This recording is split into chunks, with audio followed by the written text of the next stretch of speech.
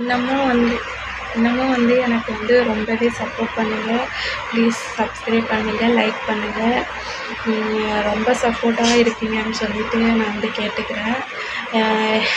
ஏன் வந்து பிகினராக உள்ளவங்களுக்கெல்லாம் நீங்கள் வந்து லைக் பண்ண மாட்டேறீங்க, சப்ஸ்கிரைப் பண்ண மாட்டேறீங்கன்னு வந்து எனக்கு வந்து தெரியல. நான் வந்துட்டு யாருக்கெல்லாம் வந்து சப்ஸ்கிரைப் வந்து அதிகமாக இருக்கும், நல்ல பெரிய சேனலாக உள்ளவங்களுக்கு வந்து நான் வந்து அதிகமாக லைக் பண்ணவே மாட்டேன். பிகினராக உள்ளவங்களுக்கு மட்டும்தான் நான் வந்து லைக் பண்ணுவேன். ஏன்னா அவங்க வந்து நம்ம யூடியூப் சேனலில் வந்து நம்மளும் இது மாதிரி ஆகணும் அப்படின்னு சொல்லிட்டு தானே வந்திருப்பாங்க. அதனால் நான் வந்து யாருக்கெல்லாம் கம்மியாக லைக் இருக்கோ அவங்களுக்கு லைக் பண்ணுவேன். புதுசாக யூடியூப் சேனல் ஆரம்பிச்சிருக்காங்கல்ல, அவங்களுக்கு வந்து நான் வந்து சப்ஸ்கிரைப் பண்ணுவேன். இப்போ என்கிட்ட வந்து மைக்கு, அந்த அந்த ரவுண்டாக இருக்கும்ல லைட்டு, அதை வச்சு வீடியோ எடுப்பாங்க. அந்த லைட்டு எதுவுமே என்கிட்ட கிடையாது.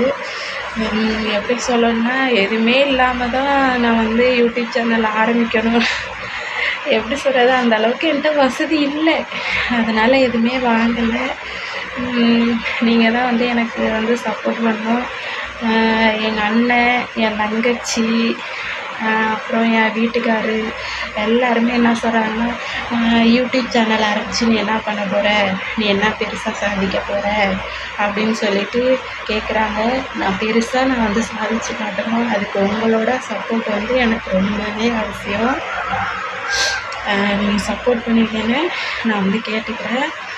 எந்த மாதிரி வீடியோ போடணும்னு சொல்லிட்டு கண்டிப்பாக சொல்லுங்கள், நான் போடுறேன்.